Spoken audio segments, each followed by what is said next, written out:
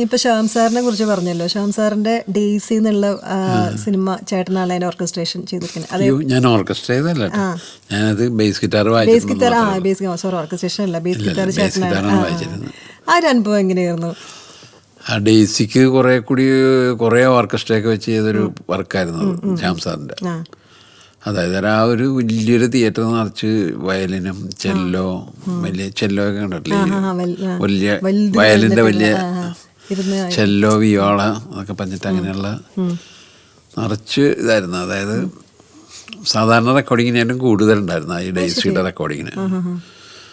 അപ്പോൾ അതൊക്കെ ഒരു പ്രത്യേക അനുഭവമായിരുന്നു നമുക്ക്. ഇവിടെ ഒന്നും അത് കിട്ടില്ലല്ലോ നമ്മുടെ നാട്ടിൽ. കാസറ്റ് വർക്കിനൊക്കെ അധികം ഇൻസ്ട്രുമെൻ്റ് ഒന്നും ഉപയോഗിക്കാൻ പറ്റില്ല.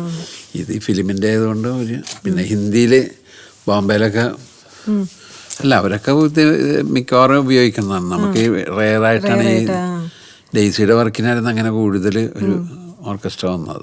നല്ലൊരു പാട്ടുണ്ട് ഓർമ്മദൻ വാസന്ത, പിന്നെ അതാണ്. പിന്നെ അതേപോലെ CBI ഡയറിക്കുറിപ്പിൽ അതിനകത്ത് വായിച്ചിട്ടുണ്ട്. അതിനകത്ത് റീ റെക്കോർഡിങ്ങിനാണ് ഞാൻ വായിച്ചത്. റീ റെക്കോർഡിംഗ് ചെയ്തിട്ടുണ്ടായിരുന്നു.